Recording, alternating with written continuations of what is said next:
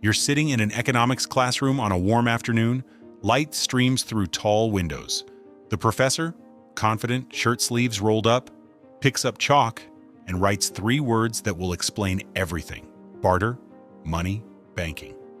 He draws arrows between them. This is the story of civilization itself, he tells you. First, humans bartered. A farmer with wheat meets a shepherd with sheep. They trade. But barter is inefficient.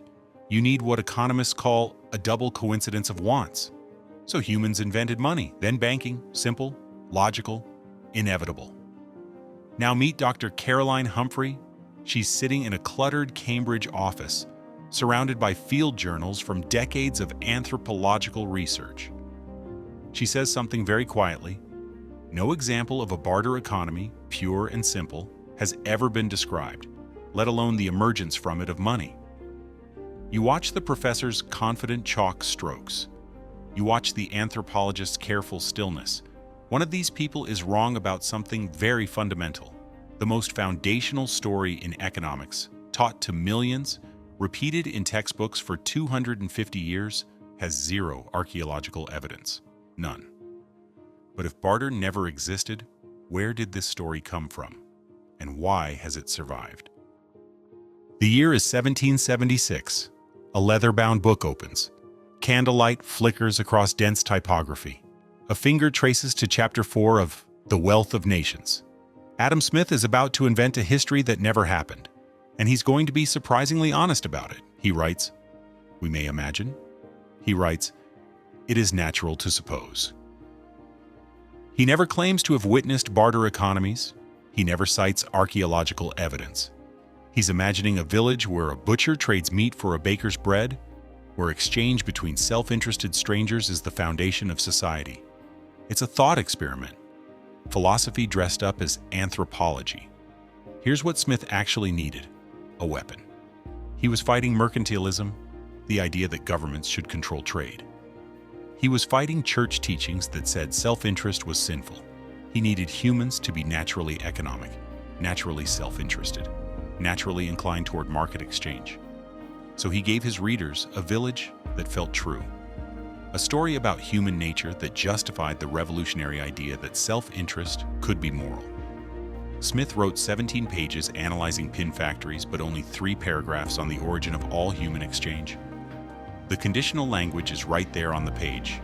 We may imagine, suppose, careful hedging from a careful scholar. But then the textbooks arrived. The hedge words disappeared. We may imagine became humans bartered. Supposition became fact. Philosophy became history. Smith's hypothetical village became the childhood of civilization itself. Surely by now, after centuries of digging up actual ancient societies, we've found at least one example of Smith's barter village, right? Watch them dig, Mesopotamian tells, Mayan pyramids, Hohokam desert ruins scattered across the American Southwest. For 2 centuries, archaeologists have been carefully brushing dirt from ancient artifacts, searching for Smith's barter economy. They had every reason to find it. The theory was elegant. The story was compelling. They just needed evidence. And they found elaborate trade networks. Hohokam turquoise traveling 1,000 miles, obsidian from Aztec merchants, Mayan cacao beans moving between cities, complex distribution systems for flint and stone tools, but never, not once, a pure barter system. The exchange patterns were all wrong. Too complex, too social, too entangled with ritual and relationship. The absence became conspicuous. If not barter, then what?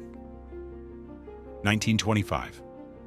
Marcel Mauss publishes The Gift. He's been studying ethnographic research from societies across the globe, Malinowski's work in Melanesia, Native American potlatches, gift-giving in archaic societies. He documents something completely different from Smith's imaginary village: reciprocal gift-giving that created social obligations. You don't trade, you give. And giving creates a relationship where the receiver is now obligated, not immediately, not equivalently, but eventually, to give back. Before Mauss explains it, think about your own life. Birthday presents, helping a friend move, bringing wine to dinner. You already live in a gift economy. the obligation you feel when someone gives you something, the weight of unreturned favors. That's not modern social anxiety. That's ancient exchange logic, still running in your bones. The archaeologists kept digging. They found clay tablets from 3000 BCE recording debts. Turns out humans invented writing not for poetry or history or sacred texts. We invented it to track who owes whom. The very first written records are accounts, receipts, IOUs, which feels very on-brand for our species. But those debts existed within ongoing relationships, not between strangers making one-off trades. Gift economies sound almost utopian when you first hear about them. All that generosity, all that community. But there's something darker here. Something about obligation and power that Smith's clean barter story conveniently erased. Black and white footage from the 1920s. A Melanesian cooler ring ceremony. Watch the elaborate shell necklaces being presented with ritual formality. Watch the weight of social expectation visible in every gesture. This is what gift economies actually looked like. Gift economies weren't gentle. Chiefs gained status by giving away more than others could reciprocate. They created hierarchies through generosity itself. The biggest giver became the most powerful person because everyone owed them. You couldn't refuse a gift. Refusing meant breaking social bonds, declaring yourself outside the community. And you couldn't not reciprocate eventually. The obligation hung over you like weather. The cooler ring involved sailing dangerous seas. To give someone a necklace, they'd eventually have to give away to someone else. Like Secret Santa, but with your life at stake. The point wasn't the necklaces. The point was the relationship, the obligation. The web of reciprocity that tied communities together across vast distances. So if gift economies had their own problems, hierarchy, obligation, inescapable social debt, why does it matter that Smith erased them? Because Smith's barter myth replaced complex social exchange with isolated individuals making rational calculations. It made community obligation invisible. It transformed humans from social beings embedded in relationships into autonomous economic actors meeting momentarily to trade. What was lost? The understanding that humans default to reciprocity and relationship, not anonymous transactions between strangers. You see it even now. Corporate gift giving, expensive client dinners, strategic donations. Even capitalism couldn't fully escape gift economy logic. Businesses still give gifts to create obligations, to build relationships, to generate reciprocity they can't quite name. The irony is thick enough to spread on toast. We live in a market economy that constantly borrows gift economy strategies because pure market exchange between strangers feels inhuman. Because it is. So we have a myth, invented in 1776, disproven by 2 centuries of archaeological and anthropological evidence. Surely by now, economics textbooks have corrected this. Surely that confident professor has updated his blackboard, right? Split screen, on the left, that same economics classroom from the beginning. Students still copying down barter money banking in neat arrows. On the right, a 2024 Federal Reserve policy meeting. Serious faces around mahogany tables, making decisions about interest rates and monetary supply based partly on theories that assume humans are naturally self-interested market actors. That professor isn't ignorant. He has a PhD. He's read the anthropology. He knows the critiques. But the myth is too useful to abandon. The barter myth makes capitalism seem like natural human behavior rather than a specific historical development. If humans naturally barter, self-interested exchange between strangers seeking maximum advantage, then free markets are just human nature scaled up. Market economies aren't chosen. They're inevitable. They're us. But if humans naturally build gift economies, reciprocal obligations within communities, exchange embedded in relationships, then cooperation and mutual aid are just as natural as competition. More natural, actually, if you trust the archaeology, which means market capitalism is a choice. One possible way to organize exchange among many. Not the culmination of human nature, but a specific cultural development that has to be constantly maintained, taught, enforced. The myth does critical ideological work. It naturalizes a system that could otherwise be questioned. You see it everywhere once you notice. The sharing economy, Uber, Airbnb, TaskRabbit, borrows gift economy language. Sharing, community, trust. Even the most market-oriented platforms know that pure transactional exchange feels cold, alienating, wrong. The myth survives because it justifies an entire economic system as inevitable rather than chosen. It survives because textbook publishers copy from previous textbooks. It survives because challenging it means challenging everything built on top of it. This isn't just about ancient history or academic debates. This myth has shaped how you see yourself in ways you've never noticed. Close-up. Someone calculating whether to Venmo a friend immediately after coffee. The slight guilt of an unreturned favor.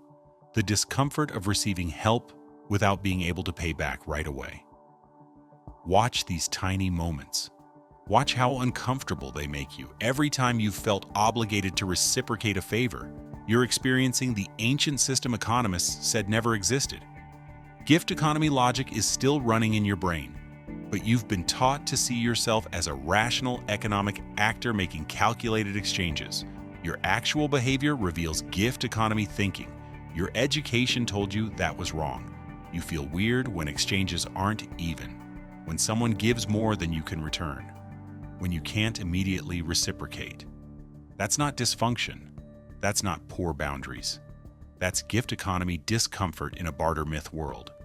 You're experiencing ancient reciprocal obligations while simultaneously being told those feelings are primitive, inefficient, irrational.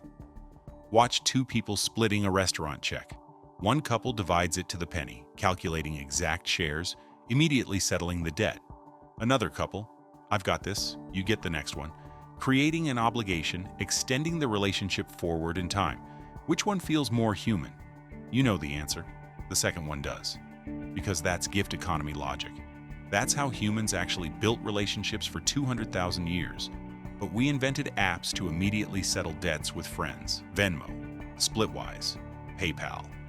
Because apparently, I owe you one created too much social cohesion and had to be disrupted. The barter myth taught you that your gift economy instincts are holdovers from a less rational time, that your discomfort with pure market exchange is something to overcome. That feeling obligated to others is an inefficiency that technology can optimize away. You've been judging your own natural instincts as irrational because of a story that was never true. The isolation you feel in modern life, the transactional nature of so many interactions, the sense that everything has been commodified, isn't inevitable. It's what happens when you organize a society around barter myth logic while human brains still run on gift economy software. The friction you feel is your actual nature grinding against an economic story that erased it. Return to that blackboard from the beginning. Empty now. Chalk dust settling in afternoon light. Someone's hand hovering with chalk, hesitating before writing something new. That original progression, barter, money, banking, erased 200,000 years of human cooperation to justify 250 years of a specific economic system. 3 words on a blackboard, confidently drawn, completely fictional. Understanding that gift economies were real and barter economies weren't doesn't tell you what economic system to support. It doesn't hand you a blueprint. But it does tell you that alternatives aren't utopian fantasies. Mutual aid networks, cooperative businesses, time banks, community support systems, these aren't naive rejections of human nature. They're closer to our actual history than pure market capitalism ever was. You're already surrounded by gift economy structures. You just haven't been taught to see them. Tool libraries where you borrow equipment without paying, community fridges stocked by whoever has extra, open source software built by thousands of people, giving their labor freely, Wikipedia. The entire internet actually, in its early form, people creating and sharing knowledge because reciprocity and contribution felt good. The question isn't whether humans can cooperate. We did it for millennia. We're still doing it in every moment market logic doesn't reach. The question is what systems we choose to build now that we know the origin story was fiction. The real invisible hand was the friends we made along the way, which is both a joke and more archaeologically accurate than Adam Smith. The range of what's possible just expanded dramatically. Not because someone handed you a new system, but because the old story that naturalized this one just dissolved. That confident professor, that blackboard, those 3 words, none of it was inevitable.